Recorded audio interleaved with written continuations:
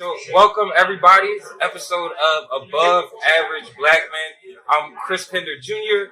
I'm here with our guests. We got Devin, my other co-host here, Justin, and our guest, Chris Broussard. I feel like a lot of y'all may know who this is. For those who don't know, he's a sportcaster on FS1. You can see him on Undisputed with Skip and Shannon. It's probably one of my favorite shows. Also, Dev, any of your favorite shows that you like?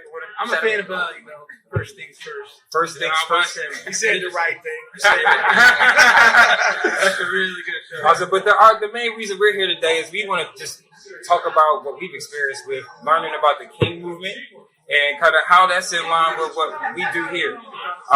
I know Justin and Devin also have some questions before we kind of dig into the King movement. So, Dev, do you want to kind of start it? My first question is more just to dig into, your background, early life with Chris Broussard. So I just wanted to get into that. I read that you were, born in Baton Rouge. Yeah, so Baton Rouge, I wanted to know more about, the early life of growing up there. Well, I was born in Baton Rouge. My family roots are in Louisiana, Creole, Louisiana, Black Creole. And my father moved to Cincinnati when he was a kid. He grew up in Cincinnati.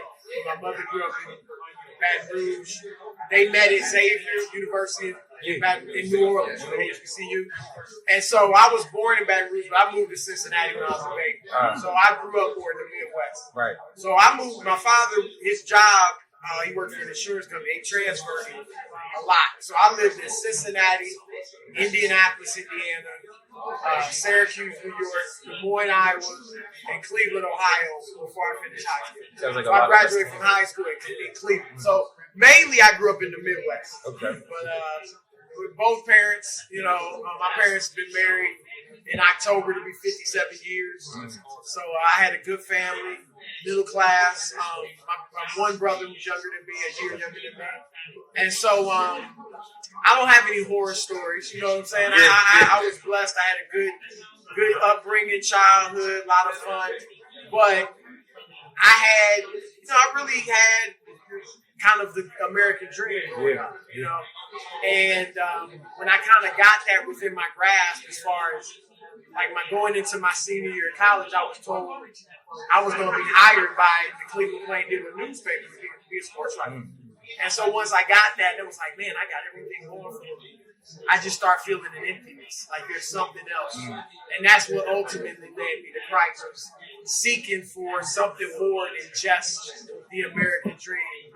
And that's when I gave my life to Christ. And it's interesting to hear you say, like, having that feeling of emptiness, because I went through that too myself at one point in time, and it was certainly, I found out it was just that lack of spiritual connection. When you turned 21, you said you gave your life to Christ. How and what was that like? I feel like 21 it's an interesting age to be doing it. I'm going to the bar. Right. 21, that's what I'm celebrating. So kind of, was there anything in your life that kind of made you, kind of pushed you to make that decision at that age? And like, what was that experience like? How tough was it? I got out. Look, I started, I started drinking like alcohol in 9th grade, getting drunk a lot of most weekends, really. Getting involved in sexual morality and stuff, women, college, high school stuff. And so, even in my fraternity, hazing fraternity pledges and things like that. So, I wasn't a drug dealer or gangbanger or anything like that. And most people would have looked at my life and been like, he's a positive young man. His grades are good. He's in a good school. Like I said, he got the promise of this job. But God's standard is higher than man's standard. Right. You know what I'm saying? So my standard might have been pretty good compared to men. But God, I eventually realized I'm falling way short of his standard. And he's not pleased with my lifestyle. So what happened was, like I said, that summer after my junior year in college, I got this internship at the Cleveland Plain Dealer, the biggest newspaper in the state of Ohio. I did well that summer in sports writing. And they told me when I ended the internship, they were going to hire me when I graduated. So I was like, this is what I grew up being told life was about. Go to school, get good grades, so you get a good job, right? Yeah. And now I had the promise of a good job. And it's like, I start feeling like, is that all there is to life? Is that it? And I ran. I mean, I'm going to keep it real. I didn't want to be a Christian. Like, I mean, I went to church always and prayed, but I mean, really living for the Lord. You grew up Catholic. Right. So that definitely, I feel like, has to have some type of impact on you. Yeah, I mean, it's definitely different. We went to Catholic school. Yeah, I went to Catholic schools from second grade on, from high school. And I was taught a lot of the right things. Right? And y'all know, y'all went to Catholic school. Yeah. We studied, I knew more, I did know more probably about the apostles and biblical stories than my kids who didn't grow up Catholic, but they grew up, you know, we showed them a personal relationship with the Lord and did Bible studies with them.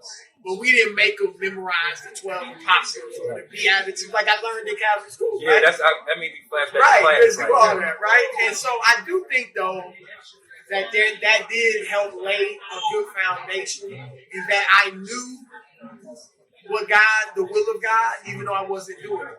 But the reason I wasn't doing it was because I didn't have that relationship. You know, it was like you're being told to do these things. I compare, like when I was growing up Catholic, I was in religion. And now that I'm saved, I'm in a relationship with God. And I compare it to an arranged marriage versus a romantic marriage, right? So if somebody comes to you and they say, okay, we hooked it up, you're going to marry this woman. Your parents agree, this you're going to marry. You don't even know. Right, well, right. But staying in the States, he's like, no. Stick with the story. For the example's sake. So they say, this is going to be your wife. Now, you got to do all the things, and man, you got to be faithful to her, you got to provide for her. That's going to be hard, right? It's going to be like, man, I got to share my money with her. I can't mess with nobody else. Because it's the range. You're being told the right things to do without the relationship. Right. But if you meet a woman and you fall in love with her and you want to marry her, you're going to want to do those things, right? So that's how I look at it with the relationship. Right. Because I feel like I was dominating. I'm just like taking out the let me get this. All right, so one of the things I was listening to talk about was men who go to peaks and valleys with their relationship with Christ. I am men. You talking about me, brother. That is true. Now, and I'm there, we hear, and that's what we need to keep it real. Like, you know, we talk about sports, college athletes. But with that being said, you know, we find ourselves in these talk about that. And I want my little moments. I want to talk about why I win my little moments. So was it a valley for you that brought you to Christ? Were you in a valley? Or was it? Well, I look at it like, again, even though I was raised Catholic, I wasn't saved, right? And so when I got convicted and knew I needed to give my life to the Lord, I ran for about 6-7 months, and I was just looking for every way to find some peace without giving my life. What were some of those ways that you escaped? I mean, chasing women, which I was doing before that, but you know, just more and more, getting drunk. Like doing that before. But I even I looked at. It's amazing what God will use. I watched a movie about the life of Elvis Presley, right? And I saw Elvis Presley had everything. He had all the women, all the fame, all the fortune, and he was miserable. I was like, this dude got it all. Like, I'm thinking there's something else I need to get that's going to fill this kid. You know what I'm saying? I read an article, y'all, Bobby Brown was very good. Yep.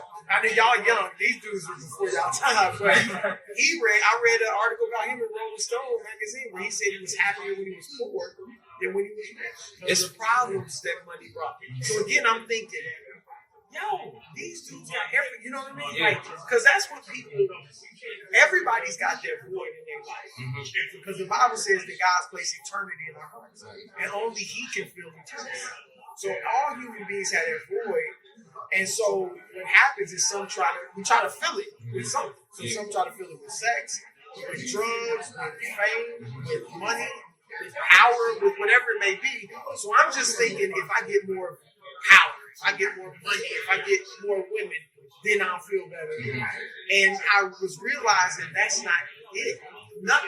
There's nothing that's going to do it. And I remember before I got saved, I said to my father, I said, what keeps you going in life? Now, I wasn't suicidal or anything, but I was like what? You got 2 kids. They both in college, doing well, 2 boys. You got a nice house. You got cars. Once you get all that, what keeps you going? And he was saying, well, you want to make more money, or you want to get a bigger house, you want to get a nicer car, you want to make money to help family members. Like, it was good stuff. But I was like, ain't none of that feel as good. And so when I gave my life to Christ, I mean, it was like life changing. So I haven't been perfect by any stretch. But I haven't had like a long period of backsliding. You know what I mean? I've made mistakes and sinned, and I haven't been perfect. But I haven't had like a period where I was just really out there buck wild. You know what I mean? While I'm in Christ. So yeah. So I mean, I guess my question is next for when you accepted Christ. I'm just kind of thinking about my own personal journey. You kind of feel this sense of loneliness. Not real talk. You know what I mean? Because it's like, because you're trying to take this new next step where there's other people, they like forget that. Right. So it's like, how did you kind of deal with that? And is that kind of what led to you coming up with the King movement, or like just finding like-minded men? That's a great question. And you look, I had some friends leave me because the basis of our friendship was just getting high, chasing girls. You know what I mean? Yeah. And I didn't really. There was definitely cats I felt like, okay, I need to not hang with him as much or do this as much. But I didn't really walk away from nobody. But if our relationship was based in sin, it kind of faded away. You know what I'm saying? Yeah. But like I said, I guess because I had done some things before I got saved, and then I had run for a while, that when I really gave my life to Christ, I was ready. It was like I counted up the cost. It was like, okay, like I knew I was walking away from certain stuff. I knew, okay, I'm a Catholic, I'm in the frat. And I gave my life to Christ. Right. You turned that right time? So I know, right? I'm like, okay, before I that's what was keeping me away from Christ. Is that I'm like, man, do I want to get all this, stop doing this, and all my boys doing this, and I ain't gonna be the only one not chasing, So by the time I really was like, okay, I'm giving my life to Christ, I knew I was like, I'm walking away from that. So it wasn't, but I do remember telling I remember one of my frat brothers. I was like, because what was happening was at college. I was a certain way. And when I got saved in October of my senior year, I'm thinking in my mind, like, I ain't really got to tell nobody. I'm just, I'm going to clean myself. I'm going to live for the Lord. I ain't got to let nobody know. And it was becoming a contradiction. So people are like, they would see me with a girl. And nothing's foul. We might be studying whatever, but I see you. Right? And all that. Right. And it's just becoming too much of a conflict because I'm like, man, it wasn't even like that. And I was like, man, I'm just being faithful to my own girl now. Stuff like that. So honestly, what happened, God convicted me to tell I had a girlfriend who's now my wife. We were in a serious relationship. She was a Christian. And I was like God convicted me to tell her about the cheating I had done. Right? And so I told me and him sat back like, what you doing? That was like, right. It's God telling me, like for me, I'm a young Christian. I didn't grow up reading the Bible, and I'm just reading it. I'm like, man, let me read Revelation. So I'm reading Revelations one night, and I read 21:8. It says the cowardly, the abominable, all liars will not dare, will have their place in the lake of burning fire. So I'm thinking, I've been lying to my girl about not cheating. And I've been doing it because I'm afraid of what'll happen. I've been cowardly. So I was like, I got to tell her. So one night, a few weeks later, we talking about it. I kind of lead myself into it like, you ever cheated on me? Right? I didn't do it purposely. No, not at all. Right, I didn't do it purposely, but I did it. I said that. But you know what the response after she answers, she gonna be like, well, you're a rich kid. Right. And so I told her. And so what happened, she broke up with me. And then I had to stand on my own 2 feet. I couldn't say to my boys, yo, I'm just being faithful. Because we ain't together no more. Right. So now they like, why ain't you chasing? What you doing? You ain't getting in trouble. So I remember I told one of my frat brothers, I was like, yo, let's go to breakfast in the morning. I got to tell you something. So we go to breakfast. And I'm like scared because I'm like, man, I'm telling this dude I'm saved and I'm living for the Lord now, you know. And I'm thinking he gonna be like,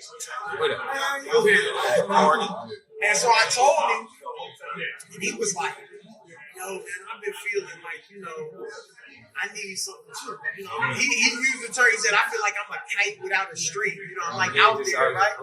And so we started talking about the Lord. And he started going to church with me. And you know what I mean? Like, and one thing I've realized, and this is for guys your age, there's a lot of men out there that really are in search of something. And even in search of, because most of them in our community, this might be the last generation. But in our community, most of your generation, African Americans, were raised in the church. You know, so you know your aunt, your dad, somebody been telling you about Jesus and all that. And you might just be running. But it's a lot of brothers with that seed in them. And they just need to see a strong young brother standing up. Because when I got saved, like I said, I became pretty good. You know, after a piece, because like I said, I was scared to tell my boy. I told him, you know, it went well. Then I did a rap. I used to rap. I did a rap at church, at school. Yeah. Then the talent show, like, called How You Like Me Now. You know, and I broke it down like, yo, I'm living this why I ain't doing this. And I broke it, right? And so I got bold. And what I realized is that as I was bold, brothers responded to that. Because I'd be in conversations where somebody would be like, a dude would be talking about a menage a trois with women or whatever, and I'd be like, yo, I live for Christ, and I don't roll like that, or something like that. I follow God. And they would be like, yo, man, I do too. Like, man, you know, and then the whole conversation shit, and we talk. So what we need, it's like you said, the harvest is plentiful, the labor. Brothers need to see somebody your age, former athlete, that's living for the Lord. Because a lot of them want to, but they ain't got the, you know, they need to see an example. They don't have the courage to do it. Same with you. You know, all of us. Like, and so, you know, that's what but to your point, I don't want to go too. No. But King, yes, I did feel like for a while, man, I don't know many brothers my age. I'm 21. I'm 21 years old, got a good job, got a sports coat. You got like a city. Right. No, they go on. Right. I left a lot of meat on the bones, right? Yo, I got a sports car, I got a Chevrolet Beretta GTZ, shit like that. And I ain't having premarital sex. I ain't out there bugging. You know what I mean? Right. But I felt like, man, some young cats, I need some young cats I can relate to that's in the Lord. And again, I began to meet some here and there. Yeah. But they were kind of isolated too. They looking for the same thing. And so that's what led me. I didn't start King, I started something in Cleveland that was similar. Okay. But then it was the same thing, it was just on the local level. It was called by different names. But that's what led me to start one of Brotherhood. And again, that's where like Christian hip hop came into. Because I love hip hop. And I still love hip hop, you know. And so hearing brothers rap that were my age, that was into the culture, you know what I mean? That was really important. And there's some whack Christian hip hop out there. Oh no, we know but that. It's awesome. But it's some dope stuff out there. We grew up in the church, so we got our both sides. Hear both sides, right? It's one song in particular we love, Ghetto Gospel. Oh, by Seven? That might be a different one, but it's it goes hard. That's all I know. Light skin dude? Yeah. That's Seven, I think. Yeah. I'll be ready to be in the streets at the time. Yeah, that album in particular is hard. Like, it's crazy hard. But yeah, man, that was definitely an impetus for King to because I felt like the more men, if brothers saw more men living for the Lord, like unashamedly, boldly, men they can relate to, then they will be drawn to it. And again, I'm just jacking off stuff, but like because I'm just really into this, and I love the idea of men coming together and being able to support each other and have this ability to have a type of mentorship. And I mean, for someone in your position, like it has to kind of be some type of duality, you know, where Christianity is not necessarily looked at, you know, in a certain way in the public eye, but at the same time, you know, you want to have, you want to be proud. You know, my job is to be able to spread this message. You know, so like, how do you deal with the duality of the two? I'm not saying. That's a good question. Because, like you said, in the world, you know, they frown on Christianity. They hear you're a Christian, they think immediately you're corny, you're boring. Right. You know, you're not a person anymore. Right. And I think, and as you guys know, that's really not what being a Christian is. No. Christians can dress hip. see Christians like hip hop. Right. I mean, y'all got dreads. You know what I'm saying? Like that's, and that's, so I do think there's a stereotype that's wrong about Christians. Just brothers would never look at y'all walking in the street or the mall and think you're Christian.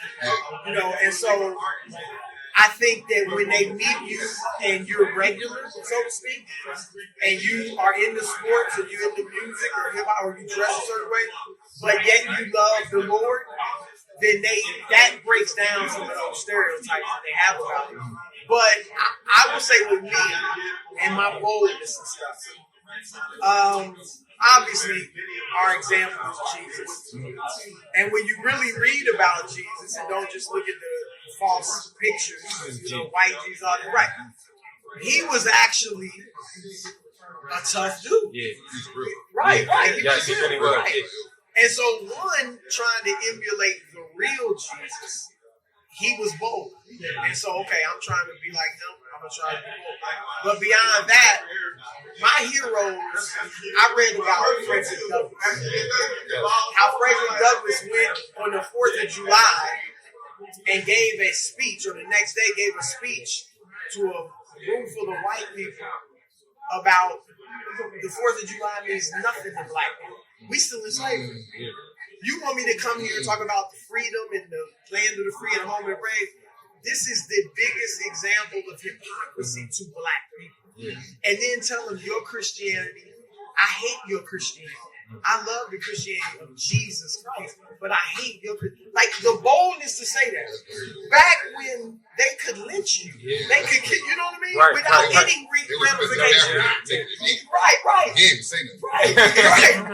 And so things like a Harriet Tubman, a little old lady, having the courage and the boldness to go into slavery and dozens of times and bring out black men. You know, so those are my heroes. I love Magic Johnson, and Michael Jordan, and LeBron James, but they ain't my heroes. Yeah. My heroes were like Frederick and Marcus Garvey and Harriet Tubman. And so seeing their boldness made me be like, man, if they, like you said, if they were bold in that day, how can I not be bold today? How can I be afraid to speak up? You know, and that's why Paul prayed for boldness, because boldness is attractive. Like that, think about what's attractive to what was one of the things people love most about Malcolm X? He was bold. Like this black man ain't afraid. Like that was attractive. Like I told y'all, my brother joined the Nation of Islam. He's out now. He's in for about 8 years strong. And I think one of the things that draws a lot of men to the Nation of Islam, especially back then, when they were bigger, they were more powerful, was that they looked at Louis Farrakhan and he was a bold black man. And they think, that's how I want to be. Right. Now, you may get in there and find out it's not as glitzy as it looks. But from the stage, when he's speaking, you say, man, that's bold. I want to be like. So boldness is a trait. Like when you ain't afraid, when you're like, yo, this is me, what? You know, like, so that's how I feel like, man, that's what I want to be for Christ. But wise as a serpent, harmless as a dove. Y'all see me on TV. You don't just, I'm just going to go on TV and start talking about Jesus. You know, because you wise as a serpent, harmless as a dove. Because I'll do it once and then I'll be off. Right. You know? But now, being wise about it and people knowing I'm a Christian. And when the opportunity comes, when the door's open, you can talk about it. Right. But you don't force it out there when it's not. Yeah, it's not appropriate. You know, earlier you said you're a huge hip hop head, and you listen to a lot of Christian rap. So I just wanted to know, who's your favorite, or who's some of the ones you're listening to out there? Well, see, like, I go way back. Like, I first started listening to Christian hip hop in 1990. They had that back then? Yeah, right. I thought that was like 2000. Right. I'm going to keep it real with y'all. So, when you, back in the 90s, now that's before the iPhone and all that, right? So, what I would do, you go to a Christian bookstore, and they would have the tapes, and you could listen to the tapes before you bought it. So I would listen, and I'm gonna be honest, there was a lot of whack Christian hip hop. You would get one like dope Christian hip hop out like every 9 or 10 months. I ain't lying. I like Cross Movement. That was one Right. that I was Now, and this is way before Cross. I'm talking 1990. So some of the early pioneers, SFC, the Soldiers of Christ. And I'm talking about real hip hop. Right. Scratching, at that time, Scratching was a part of hip hop. Right. Dude, Like it sounded like hip hop. It sounded Yeah, like like hip hop. content. Right. Was your liquor. Exactly. It wasn't corny. Right. It wasn't cheesy. It was real hip hop beats, sampling, scratching, mixing, and dudes that could flow. And they addressed real issues too. They was addressing black issues because at that time you had Public Enemy, you had Boogie Down Productions, you had Eric B. Rocket. Hip hop in general was conscious. Right. So the Christian hip hop was more conscious. You had a group called Idol King that did a song called "I'm Black and I'm Proud." Christian hip hop. They did a song about Dr. King. You had SFC, which did a song about kill the spirit. Really saying kill the spirit of the nigga. Like that's what it was, like that negative spirit that keeps us doing stuff that's self-destructive. I mean, so you had like legit stuff. So SFC, T-Bone,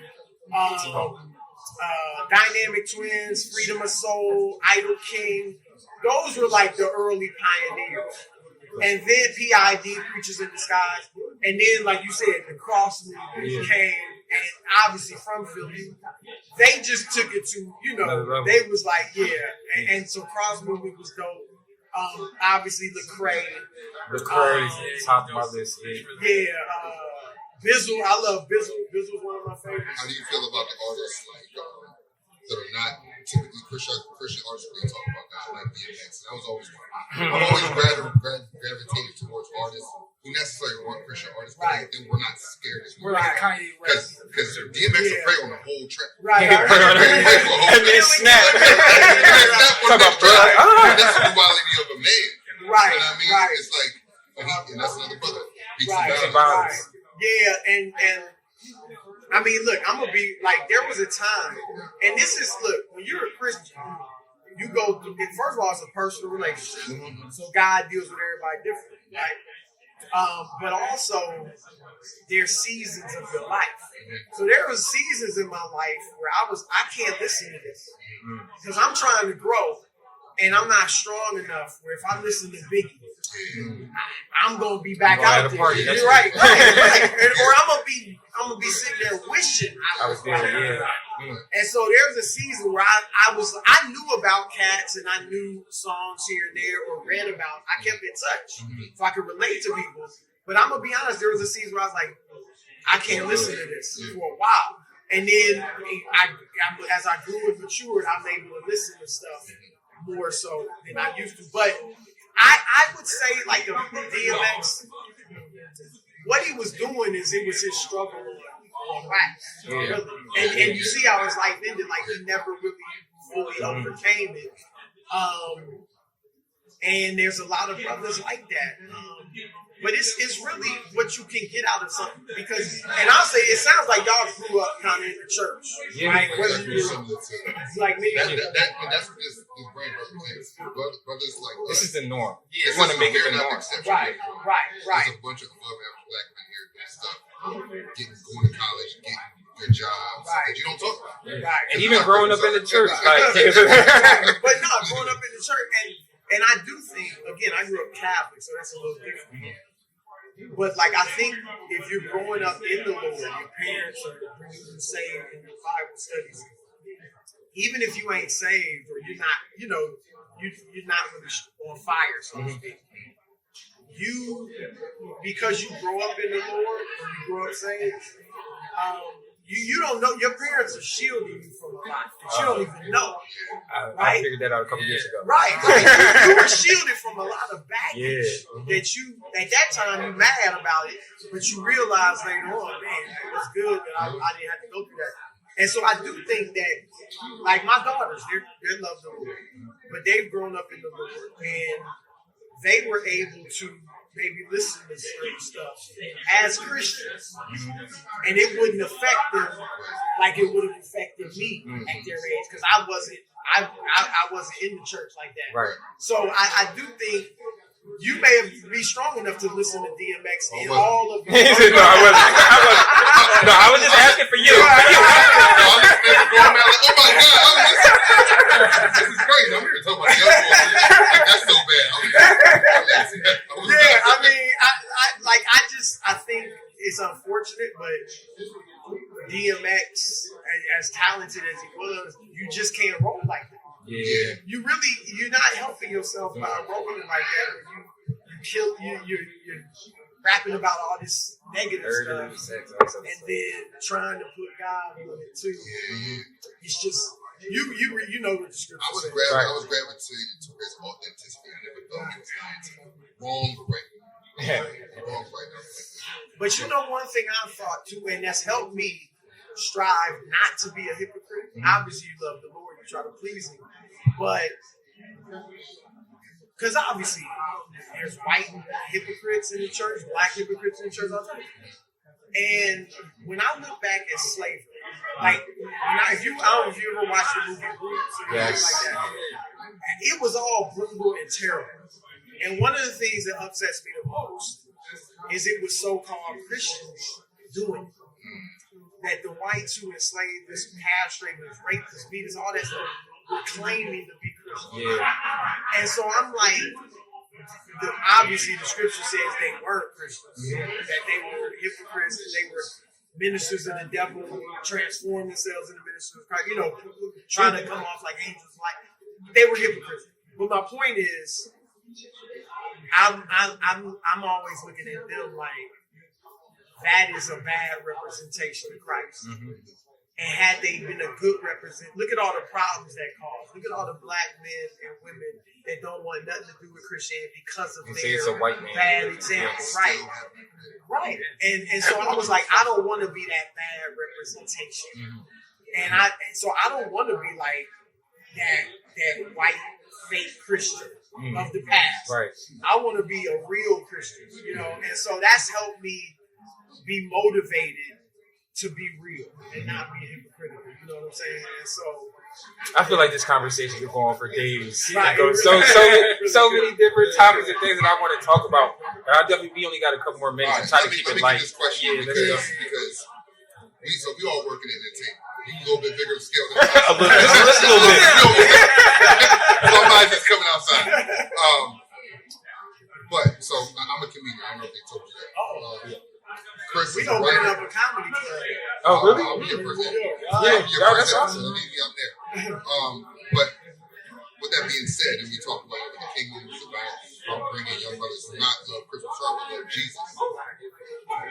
What advice would you give to somebody who's working in the entertainment industry? It's typically not. It's taboo. I'm in comedy clubs every night. It's rare to find a comedian that just love Jesus. Talk about openly, let you go to the clean show. And the thing is, for me, I want to appeal to everybody, the sinners and the saints, because I got a little bit of both. And you work, obviously, on the biggest stages. What advice would you give to somebody navigating the process? It's different. It's different types of entertainment. So obviously, mine being in sports, I'm not as challenged as much. Because you might be, can I tell dirty jokes? You know what I mean? Like you challenge in that way, whereas I'm not challenged in that way. But I would say you gotta, whatever you do, represent the Lord. And so I would look, if I was a comedian as a Christian, there's certain stuff I wouldn't talk about, or wouldn't. I wouldn't be up there cursing. You know, I wouldn't be up there like I do think it could limit you in a certain way. Right. But you do, maybe you can still do it, but you might have to be better than your average comedian because you're doing it in a way that's not dirty. You know what I'm saying? But it can be done. You know, so you might have to go the extra mile with it to make it. You know, how can I be funny without cursing? How can I be funny without talking about fornication? You know what I mean? And find out how to do it. Now, I know a lot of actors, believe it or not, there's a good number of actors in Hollywood that are saved, particularly African Americans. And there's a ballad. I know it, I won't give his name, but I know a big time actor, been in big movies, who is a strong person. And he's told me, he's like, I won't do it. Like, I'm not doing a sex scene. I'm not doing a love scene. And he's big. Now, he's not Denzel Washington, but he's big. And he's like, I'm not doing it. But I'm not doing it.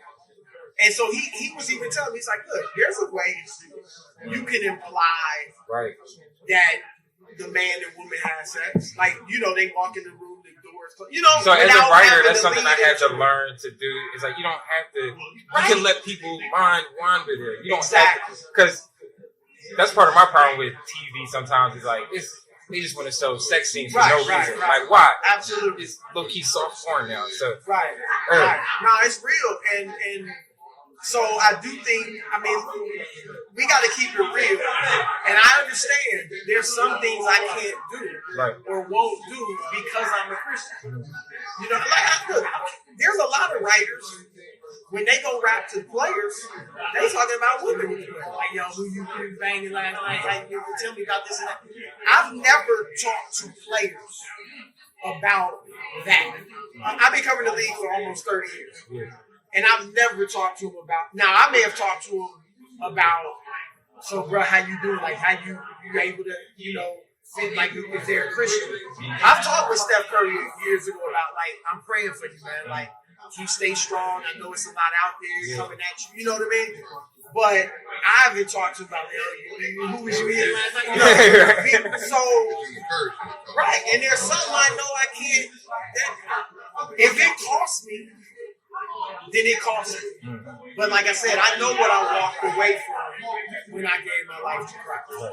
And so I just think whatever you feel, you do it. Like if I was an actor, I'm gonna be honest, I wouldn't kiss another woman. I'm married. And you can say, well, it's just acting. It's Halle Berry. I'm kissing Halle Berry. I ain't gonna be excited.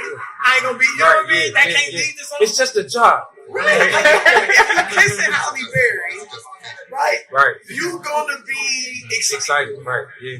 And again, and I wouldn't want my wife doing the things that you had to do. So I wouldn't want her kissing Denzel. Can you imagine watching a movie and your wife's an actress and she doing something with Denzel? I'm not watching that movie. Where's Denzel? And let's keep it real. That would cause a problem in your marriage. It would. Oh, it would cause a problem in your marriage. And so vice versa. If I'm doing it with a woman, how's it gonna make my wife feel? No matter what she say, come on. It's okay. Right. So you know what, and look, again, talking to this Christian brother who's in Hollywood, and there's many, but there's also some that have gone against their principles. And their families have been messed up and ruined because they were so envious of that spotlight or with that platform that they went against their principles and it destroyed their marriage. And I'll tell y'all this, and you guys, like you said, you're in the business, you're seeking fame. I look at people all the time because I have a degree of fame, and I look at people all the time who are seeking fame, and I look at them with sadness. Because there's so many young people that just want to be a big-time R&B singer, big-time rapper, big-time actor, because they want the fame. And I'm like, look, now I'm not Beyonce. I ain't acting like that. I ain't LeBron James. But I got enough fame where I can say, it ain't always cracked up. Like, after a while, people wanting to take pictures with you, saying that, oh, that's Chris Broussard. That gets old. I mean, it's not bad. It's not a negative, but it's like you can't go off that. Right. That's not going to energize you enough. Just people calling your name, and people like that will get old. And if you look at the lives of a lot of these famous people, Whitney Houston, drug overdose. Robert Williams. You know, Robin, right? Like they're not happy. And I'm not saying every single one, but many of them are not happy. Even though they have all the fame, all the money, all the women. What did Kyrie Irving say a couple years ago? He said, "Yeah, a lot of the NBA players aren't happy." Yeah. So don't sell out. Why would you sell out God for something that ain't even gonna make you happy? For something that ain't even gonna satisfy you. I'm not saying you can't have fame, but don't sell out to get the fame. Right. Because the fame, I'm telling you, it ain't. It's minute. It's not. Yeah, it's not. It's really not. The things that are best to me about fame is one, you get a platform to help inspire people. Like when I go speak somewhere, I don't have to win the audience. Right. I got them from the get-go because they're like, oh, that's just if I lose them, that's my fault. But I don't have to win them. That's a benefit of fame. People want to hear from you so you can have an influence. Secondly, you do get perks. You get free stuff, free clothes, free shoes, free tickets here and there. Those are perks. Outside of that, and the money, but outside of that, Because you can't. the money. That is what I'm saying. I ain't mad at you. And that's better than chasing the adulation. Because the adulation gets old, and it's like you can't live off. So I feel like we only had a few minutes. We did get a couple questions from some of our followers. I've been called long. No, look, we'll take it. Like we were told 25. You want to stay for an hour? It went by real quick. It did. Just a couple questions from a couple of our followers. First, shout out to Now Lions, by the way. He asked, do you think refs control momentum in order to influence games or outcomes? I guess in terms of basketball? Yes. No. Refs are human. But I don't buy into the conspiracy theories that stuff is fixed. You obviously had the scandal years ago with Tim Donaghy. But outside of that, no, I don't think refs are purposely. I'm a fan of this team, so I'm going to do that. But they're human. Yeah. So a ref can be influenced by the aura of a LeBron James or the aura of a Michael Jordan. And that can lead to giving a call, let them get a call, let them not get, you know what I mean? That reminded me of that video where Michael Jordan, he went up to him. Michael Jordan went to the referee, said he fouled me, and then the ref was like, I didn't see it, Michael, but I believe you.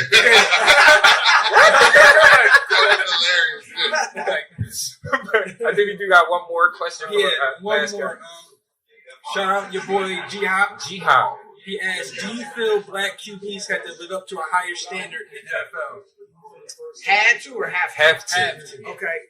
Obviously, at one point they had to. Yeah, of course. Now?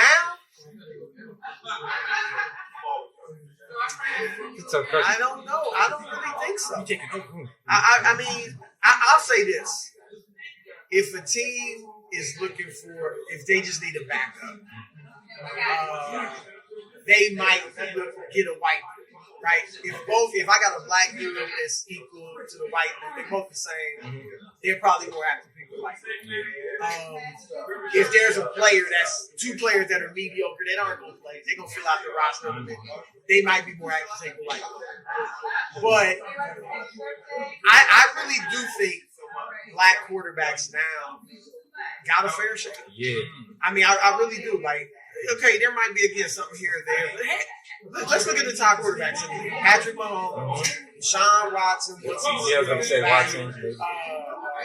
Russell Wilson, Lamar Jackson, Aaron Rodgers, Tom Brady, Josh Allen, Joe Burrow. Like, half of them are black. Yeah. And number one draft picks quarterbacks are black. There have been several.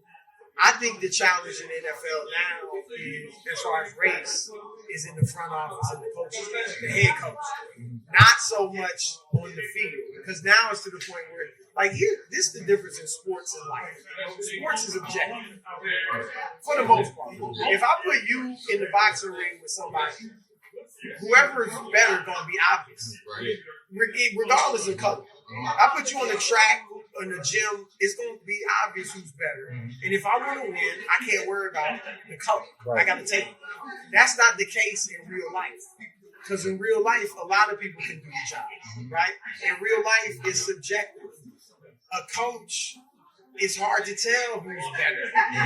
You know what I mean? So, who's better as a GM?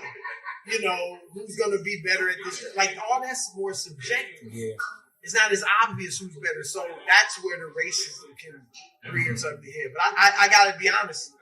I think for the most part, like even Kaepernick, I do think he's being unfairly black. Yes. Right. There's no doubt about it. He should be in the league. Mm-hmm.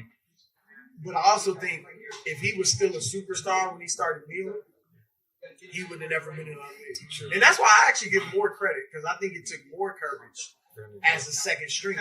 Because it was like they could have cut him immediately. Nobody would have even thought twice. Mm-hmm. And so when he was a superstar, if Russell Wilson did that, he's still in the league, right? Ain't nobody. If LeBron James, if Pat Mahomes did that, they still in the league. So, LeBron did it, everybody taking it. Right? Real talk, like, and so. To answer your question, I think it's pretty fair for brothers at this point. Awesome. So that was for our followers out there. Y'all got y'all questions in. We're closing out on time. I don't know if Jay, you had a last minute question I just or wanted comment. Last minute statement. I have respect for you before you came Yes. here. I got a whole level of respect for you. I'm grateful for the opportunity to talk to you, ask you questions. Thank you. Good. Yeah, this was awesome. Like everything from this whole thing going here to the interview, this is dope. Really appreciate it. You know, especially coming from someone like, I feel like I've been seeing you on TV All the time, right? Yeah, I've been on since, probably national since 2004-ish. So what's that? That's 18 years. Yeah, so that's Yeah. It make me feel old. Get ready to go into college at that time. But again, we thank you for your time. It's truly been a pleasure. I mean, like we all said, we've been fans, being able to kind of watch you in our lives as sports fans. But it's been great to get to know the man, Chris Broussard, you know, because that's a lot more important than your role of, you know, being a sportscaster. Like we learned that the King movement is here, that for anyone that has interest, please be sure that y'all go check it out. It's certainly something that I'm going to continue to learn about, and hopefully I can get, you know, into the movement here. Get crowned. We love to have y'all, Get brothers. crowned. We need some crowns.